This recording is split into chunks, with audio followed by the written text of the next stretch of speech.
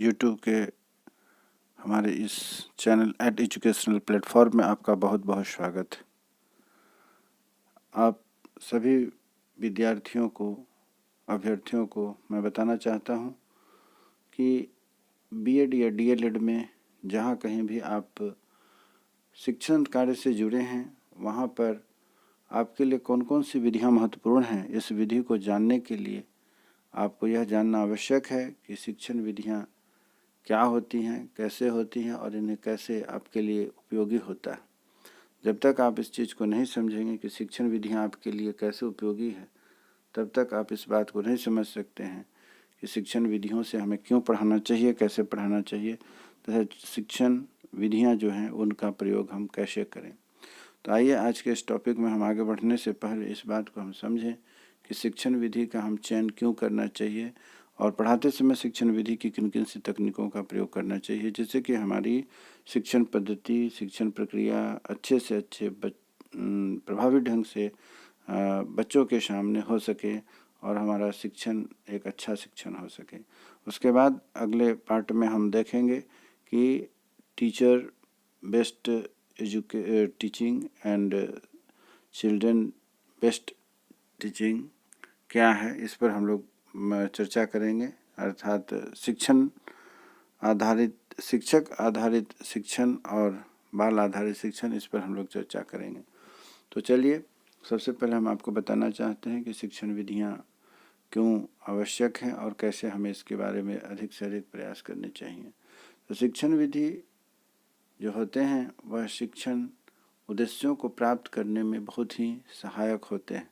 अर्थात जब हम बच्चों को पढ़ा रहे होते हैं तो हमें इस बात का ध्यान रखना चाहिए कि जिस विधि के द्वारा हम बच्चों को पढ़ा रहे हैं या किसी विषय विशेष के लिए हम किसी शिक्षण विधि का प्रयोग कर रहे हैं, तो उसके लिए हम उस शिक्षण विधि का, जो कि हमने अपने बीएड और डीएलएड करते समय सीखा हुआ है, प्रयोग किया हुआ है, प्रशिक्षण लिया हुआ है, उसका अधिक से अधिक प्रयोग करें, जिससे कि हमारे लिए आसान हो सकेगा, बच्चों के लिए भी और हमारे लिए भी प्रभावी भी हो सकेगा। इसलिए ध्यान देना पहला है कि शिक्षण विधि शिक्षण उद्देश्यों को प्राप्त करने में सहायता करती है, अर्थात सहायक होती है। दूसरा है कि शिक्षण विधि विद्यार्थियों में वैज्ञानिक दृष्टिकोण उत्पन्न करने वाली तथा वैज्ञानिक विधियों में कार्य करने का प्रशिक्षण देने वाली होती है। इससे बच्चों में एक विशेष तरह की तकनीक विकसित होती है, जिससे कि बच्चों के दृष्टिकोण में परिवर्तन होता है और बच्चे आपकी पढ़ाई से काफ़ी प्रभावित होते हैं। अतः हमें शिक्षण विधियों का अधिक से अधिक प्रयोग करना चाहिए। इसी तरह आगे बढ़ते हैं। तीसरा पॉइंट है आपके लिए कि शिक्षण विधि मनोवैज्ञानिक सिद्धांतों का पालन करने के लिए करने वाली, अर्थात विद्यार्थियों की योग्यता, स्तर, रुचि, आवश्यकता की पूर्ति करने वाली होती है। अर्थात जब आप शिक्षण विधि का प्रयोग करते हैं तो हम जानते हैं कि शिक्षण विधि के तहत हम बच्चों के स्तर के अनुसार, उनकी योग्यता के अनुसार, उनकी रुचि तथा आवश्यकता के अनुसार उन्हें हम शिक्षण का कार्य करते हैं। अतः इससे क्या होता है कि बच्चों के अंदर एक नए शक्ति का विकास होता है, संचार होता है और बच्चे उसको पढ़ने के लिए, जो अभी तक रुचि नहीं ले रहे थे, मन नहीं लगा रहे थे, वह पढ़ाई के प्रति जागरूक होते हैं, उनका रुझान पैदा होता है। इसलिए कहा गया है कि शिक्षण विधि मनोवैज्ञानिक सिद्धांतों का पालन करने वाली हो, अर्थात विद्यार्थियों की योग्यता, स्तर, रुचि तथा आवश्यकताओं की पूर्ति करने वाली हो। इसी तरीके से आगे हम लोग बढ़ते हैं कि क्या पाते हैं कि चौथा पॉइंट है कि सजीव वातावरण बनाने में सहायक हो, अर्थात प्रजातांत्रिक विधि हो, जो विद्यार्थियों को अंतःक्रिया के अधिक अवसर देने वाली तथा उत्साहवर्धन होनी चाहिए। यहाँ जो बात आ रही है निकल करके हमारे सामने कि सजीव वातावरण अर्थात प्रजातांत्रिक विधि, कहने का मतलब यह है कि ऐसी विधि से हम शिक्षकों को अपने बच्चों को नहीं पढ़ाना चाहिए या ऐसे विधियों का प्रयोग नहीं करना चाहिए जो वन साइडेड, अर्थात जो है कि केवल शिक्षक आधारित हो या फिर बच्चे पढ़ाई में रुचि ना लें। इसीलिए बात कही गई है कि इसमें प्रजातांत्रिक विधि का प्रयोग करना चाहिए, जिससे कि बच्चे जो पढ़ रहे हैं हमारे क्लास में वह अपने आप को हमारे टीचिंग के अंदर अपने आप को मौजूद रखें, इन्वॉल्व रखें, यह लगे कि यह क्लास उनके लिए हो रहा है। निरस्ता नहीं आनी चाहिए। अगर निरस्ता आ जाएगी तो कक्षा हमारा सजीव वातावरण में नहीं बदल करके एक सुषुप्तावस्था में चला जाएगा, जो हमारे शिक्षण पद्धति के लिए बहुत ही हानिकारक है। इसीलिए कहा गया है कि सजीव वातावरण बनाने में सहायक हो, अर्थात प्रजातांत्रिक विधि हो, जो विधियों को अंतःक्रिया के अधिकाधिक अवसर देने का प्रयास करना चाहिए, जिससे कि क्या है कि माहौल उत्साहवर्धक बना रहेगा। 5वां पॉइंट है कि करके सीखने के सिद्धांत अर्थात क्रियाशीलता पर आधारित होनी चाहिए। हम लोगों ने पढ़ा है, पढ़ाया है, पिछली कक्षाओं में बच्चों को हम लोगों ने ऐसी शिक्षण पद्धति का भी प्रयोग किया है जिसमें लर्निंग बाय डूइंग, यह कहने से तात्पर्य है कि लर्निंग बाय डूइंग मेथड का हमें प्रयास करना चाहिए, जिससे बच्चे जल्दी सीखते हैं, अच्छे से सीखते हैं और जीवन भर उसे याद रखते हैं। करके सीखने का सिद्धांत से अभिप्राय है कि लर्निंग बाय डूइंग प्रोसेस का प्रयोग करना चाहिए। उसके बाद हमारा 6ठा पॉइंट है कम समय लेने वाली तथा प्रभावी होनी चाहिए। यदि हम इसका अभिप्राय यह हुआ कि यदि हमारी टीचिंग मेथड ज़्यादा लेंदी होगी तो बच्चों में निरस्ता आने लगेगी और हमारी जो पढ़ाने की जो शैली है उसमें उनका तारतम्य नहीं रहेगा, जिससे उन्हें समझने में दिक्कत होगी। तो हमें यह भी ध्यान रखना है कि पढ़ाते समय जब हम पढ़ा रहे हैं तब उस समय उनका समय कम से कम लिया जाए तथा जहाँ तक हो सके प्रभावी मेथड का प्रयोग करना चाहिए। इसीलिए हमें पढ़ाते समय बच्चों की समय का तथा अपनी प्रभावशीलता का भी ध्यान रखना है, जिससे कि बच्चे उस पढ़ाई के टॉपिक से बंधे रहें, इंटरेस्ट लें, निरस्ता पैदा न हो। 7वां पॉइंट बनता है कि शिक्षण विधि में व्यवहारिकता होनी चाहिए। शिक्षण विधि में व्यवहारिकता होनी चाहिए अर्थात उसे आसानी से प्रयोग में लाए जाने का प्रयास किया जाना चाहिए। अर्थात शिक्षण विधि में व्यवहारिकता होनी चाहिए, जिससे कि बच्चे इस बात को समझें कि यह जो पढ़ाई जा रही है कि केवल किताबी ज्ञान नहीं है, केवल थ्योरी की तरह से हमें रटवाया नहीं जा रहा है, पढ़ाया नहीं जा रहा है। इसे पढ़ करके हम जीवन में उतारेंगे।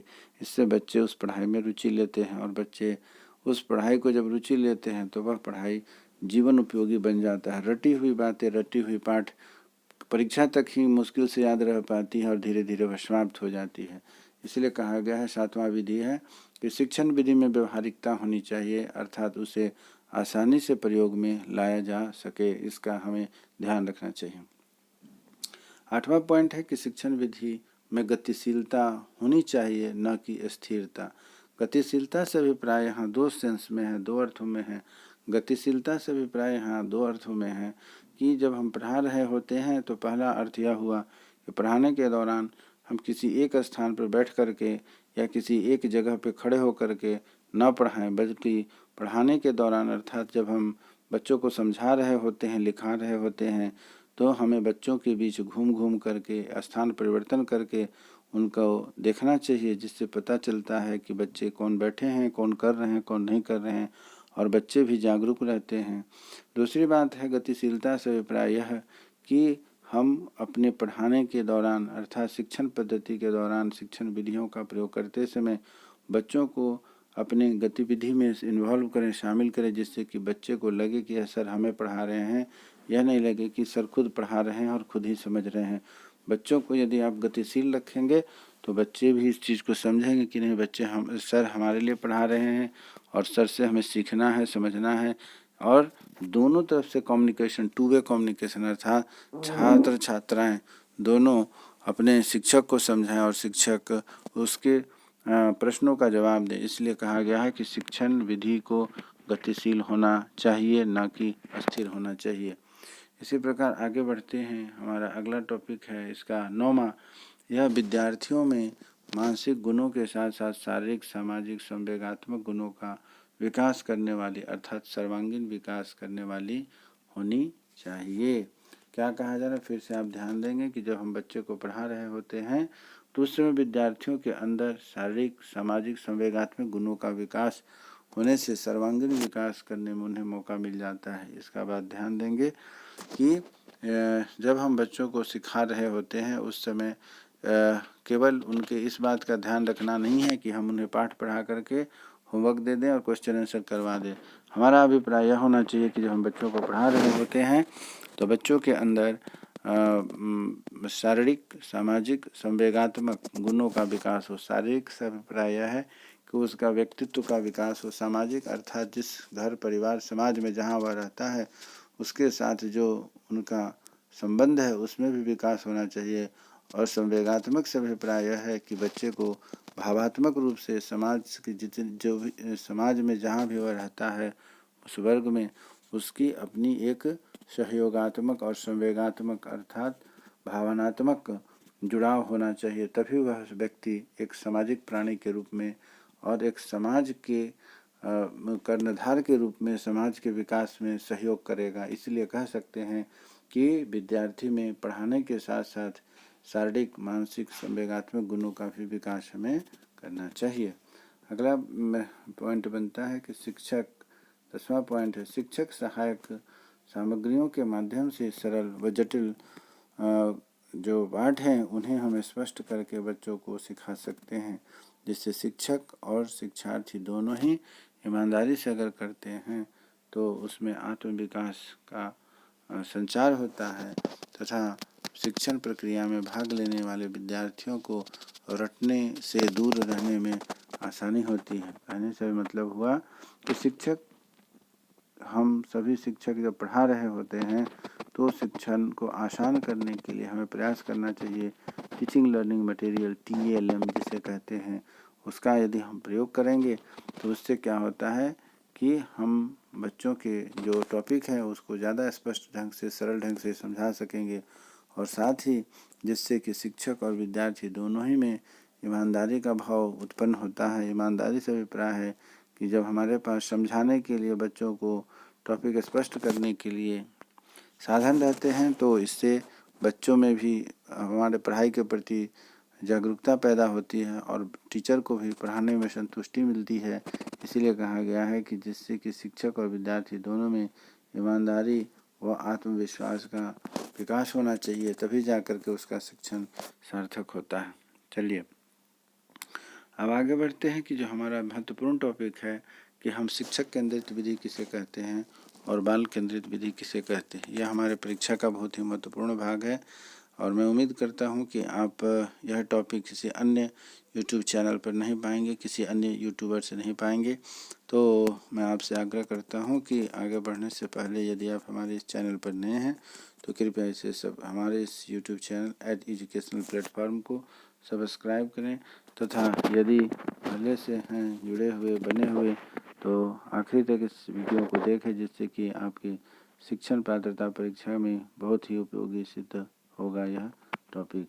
तो इस पर हम लोग ध्यान देते हैं। आगे बढ़ते हैं। क्या है हमारा टॉपिक? वह है कि शिक्षण केंद्रित विधियाँ।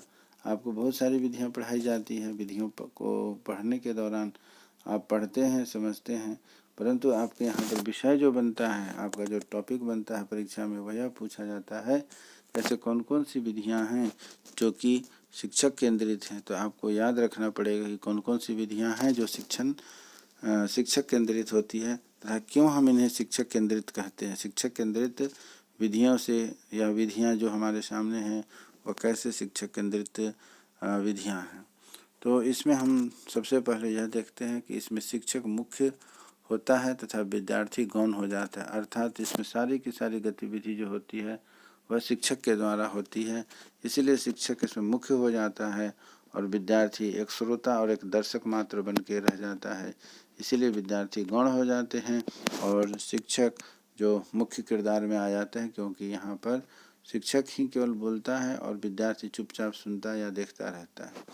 दूसरा पॉइंट है यह वर्णनात्मक प्रकार की होती है। वर्णनात्मक प्रकार की होती है, इसमें केवल मौखिक संप्रेषण होता है। कहने से अभिप्राय हुआ इस विधि का जब हम प्रयोग करते हैं तो इसमें हम केवल क्या करते हैं, इसमें हम केवल मौखिक अर्थात बोल करके बच्चों को पढ़ाते हैं या पढ़ाने का प्रयास करते हैं, अन्य किसी विधि का हम प्रयोग नहीं करते हैं।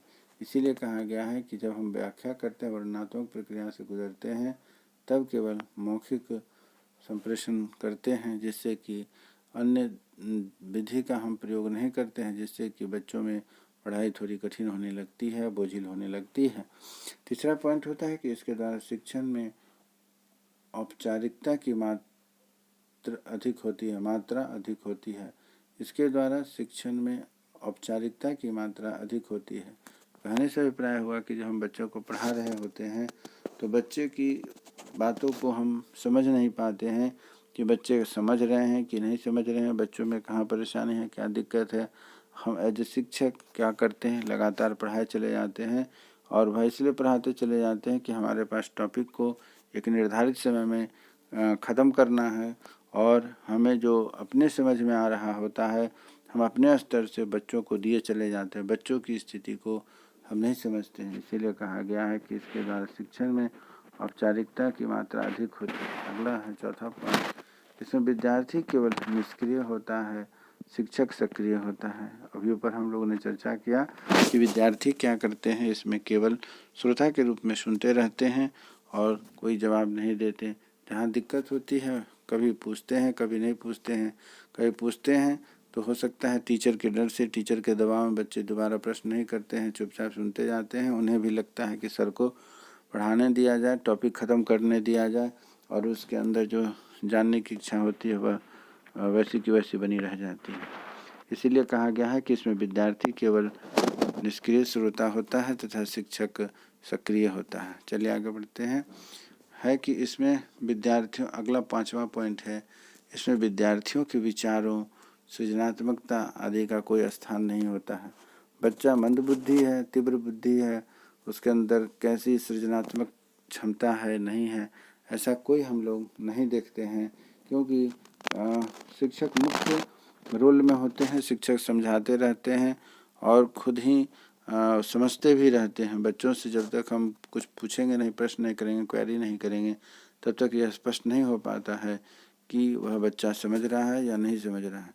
तो यहाँ हम देखते हैं कि विद्यार्थी के विचार और सृजनात्मक शक्तियों का विकास नहीं होता है, आदि के लिए कोई स्थान नहीं है। बच्चे एक तरफा चुपचाप बैठ करके सुनते रहते हैं। नेक्स्ट पॉइंट है कि छठा पॉइंट है कि इसके द्वारा केवल स्मृति स्तर व पुनः स्मरण पर ध्यान देते हुए विद्यार्थियों को ज्ञानात्मक स्तर का ज्ञान ही दिया जा सकता है, और इसके परंपरागत गतिविधियों का ही सम्मिलित किया जाता है।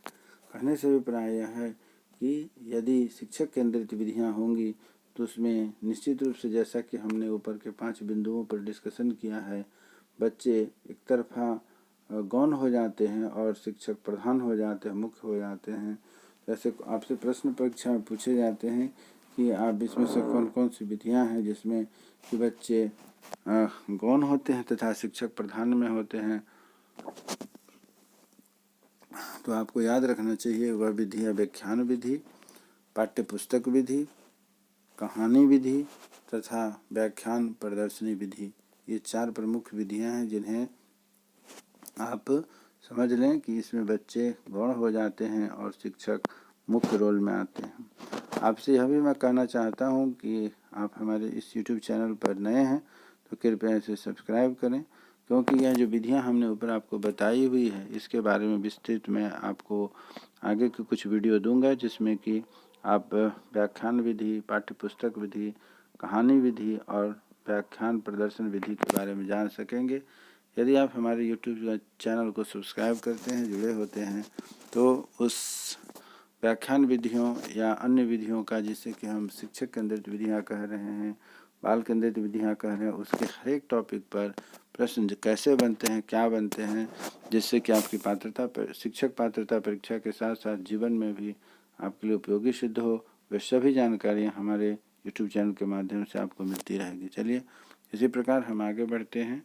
अगला टॉपिक हमारा यह है कि बाल केंद्रित विधियाँ कौन कौन सी हैं, बाल केंद्रित शिक्षण विधियाँ कौन कौन सी हैं। अभी हम लोगों ने ऊपर पढ़ा शिक्षक केंद्रित विधियाँ कौन कौन सी हैं, जिस पर अब हम लोग पढ़ने जा रहे हैं कि बाल केंद्रित विधियाँ कौन कौन सी है। चाइल्ड सेंटर्ड मेथड कौन कौन से हैं जिनसे हम लोगों को बच्चों को जो पढ़ाया है अब उस पर डिस्कशन करना है। आपको ध्यान रखना है मित्रों कि यह कौन कौन सी विधियाँ आपको मैं यहाँ बता रहा हूँ उसको आप याद रखेंगे कि जो कि चाइल्ड बेस्ड है, चाइल्ड सेंटर्ड है। वैसे हैं प्रयोजना विधि, आगमन निगमन विधि, अन्वेषण विधि, ह्यूरिस्टिक विधि, समस्या समाधान विधि, खेल विधि, प्रयोगशाला विधि और पर्यवेक्षण विधि। ये 8 विधियाँ ऐसी हैं जो हमारे लिए उपयोगी है। हमें ध्यान देना चाहिए एज ए शिक्षक कि बाल केंद्रित जो विधियाँ हैं उस पर हम ध्यान दें, क्योंकि लर्निंग बाय डूइंग जो होता है वह ज़्यादा उपयोगी होता है। लर्निंग बाय डूइंग हमारे लिए काफ़ी उपयोगी होता है। अतः हमें इस चीज़ का ध्यान रखना चाहिए। यह हमारे लिए तभी सार्थक होगा जब हम लर्निंग बाय डूइंग का प्रयोग करते हैं। ऐसी स्थिति में यह हमारे लिए बहुत ही उपयोगी होगा। अतः हमें इस बात का ध्यान रखना है कि लर्निंग बाय डूइंग मेथड का प्रयोग करिए तो बाल केंद्रित जो विधियां हैं वह काफ़ी उपयोगी। चलिए आगे बढ़ते हैं। मैंने जो बताया आपको कि इसमें कौन कौन से हैं, टोटल 8 ऐसी शिक्षण विधियां हैं जो आपके परीक्षा के लिए महत्वपूर्ण है, याद रखेंगे। परीक्षा में इसमें 1 अंक निश्चित रूप से आपको पूछा जाता है। एक बाल केंद्रित विधियां और दूसरा है शिक्षक केंद्रित विधियां कौन कौन सी हैं। तो हमने ऊपर पढ़ लिया कि शिक्षक केंद्रित विधियां कौन कौन सी हैं। अब हम पढ़ने जा रहे हैं बाल केंद्रित विधियां कौन कौन सी हैं। नंबर 1 में है कि इसमें बालक को शिक्षण का केंद्र माना जाता है, अर्थात इसमें बच्चे ही मुख्य केंद्र में होते हैं। बच्चे को लेकर के ही इसमें सारी पढ़ाई होती है, सारी बातें होती हैं, सारी गतिविधियां होती हैं। दूसरा है कि इसमें बालक की आवश्यकताओं, रुचि, स्तर, सृजनात्मकता आदि को ध्यान में रखा जाता है। यहाँ हम लोग देख रहे हैं कि इसमें बालक की आवश्यकताओं, रुचि, स्तर, सृजनात्मकता आदि को ध्यान में रखा जाता है। तो इससे बच्चे क्या होते हैं कि अग्रसर होकर के अपनी पढ़ाई में मन लगाते हैं और जो सीखते हैं वह आजीवन उनके लिए काम आता है और वह उसके लिए बच्चे भी मन लगा करके मेहनत करते हैं। और जब बच्चे में विकास होता है तो हमारे पढ़ाने का जो प्रयास है वह भी काफ़ी सराहनीय होता है और हमें भी खुशी मिलती है। अर्थात आप समझ सकते हैं कि जो चाइल्ड बेस्ड मेथड है, अर्थात बाल केंद्रित विधियां हैं, वह बहुत ही उपयोगी होती है, न केवल छात्र छात्राओं के लिए बल्कि हम शिक्षकों के लिए भी। तीसरा पॉइंट है कि इसमें बालक को सक्रिय रखा जाता है, वह स्वतंत्रता पूर्वक सीखने के मौके दिए जाते हैं। हम सभी जानते हैं जब बच्चे सक्रिय रहेंगे, उनकी रुचि, स्तर, सृजनात्मकता आदि भावनाओं को ध्यान रखा जाएगा तो निश्चित रूप से बच्चे सक्रिय रहते हैं और स्वतंत्रता पूर्वक सीखने के लिए ध्यान देते हैं, जिससे उनका सर्वांगीण विकास होता है। इसी तरह हमारा चौथा टॉपिक है बाल केंद्रित विधियां में कौन सी हैं। इसमें शिक्षक की भूमिका अधिगम परिस्थितियों को उत्पन्न करने वाले की तथा मार्गदर्शन की होती है। शिक्षक की भूमिका ध्यान से देखेंगे, इसमें शिक्षक की भूमिका जो होती है वह अधिगम परिस्थितियों को उत्पन्न करने, अर्थात वैसे कौन कौन से प्रयास किया जाए जिससे कि बच्चे सीख सके। यह शिक्षक प्रतिदिन कुछ न कुछ नया एक्टिविटी बच्चों के साथ करते हैं, बच्चों को करवाते हैं, जिससे कि बच्चों को पढ़ाई आसान होता है, शिक्षक को पढ़ाने में आसानी होती है। इसलिए कहा गया है कि इसमें शिक्षक की भूमिका अधिक परिस्थितियों को उत्पन्न करने वाले तथा मार्गदर्शन करने के लिए अच्छी होती है। और आखिरी पॉइंट है इसका कि करके सीखना के सिद्धांत पर यह परस्पर विधियों पर आधारित होती है। जैसा कि मैंने आपको शुरू में कहा कि लर्निंग बाय डूइंग मेथड से जब हम बच्चों को सिखाते हैं तो बच्चों में यदि सर्वांगीण विकास हमें करना है एज ए शिक्षक, यदि हम इस बात को चाहते हैं ईमानदारी पूर्वक, जैसा कि ऊपर में कहा गया है कि बच्चों में सर्वांगीण विकास हो, तो हमें इस बाल केंद्रित विधि का अर्थात लर्निंग बाय डूइंग का अधिक से अधिक प्रयोग करना चाहिए।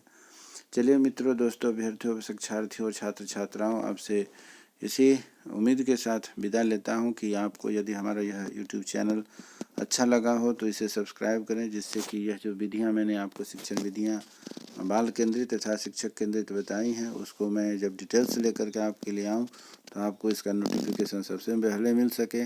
और साथ ही साथ आप इस वीडियो को अगर अच्छा लगा हो तो इसे अपने मित्रों दोस्तों के साथ शेयर करें, जिससे कि उन्हें भी इसकी अधिक से अधिक जानकारी मिल सके। और यह जो टॉपिक है आज का विशेष करके आपके शिक्षक पात्रता परीक्षा के लिए बहुत ही महत्वपूर्ण है। तो मैं उम्मीद करता हूं कि आप इसे देखेंगे, ध्यान देंगे और अपनी पढ़ाई को जारी रखेंगे, इस उम्मीद के साथ कि आपका कल का दिन अच्छा हो। स्वस्थ रहें, मन लगा करके पढ़ें, अपनी तैयारी को पूरी करें। तब तक के लिए जय हिंद, जय भारत, जय हिंद।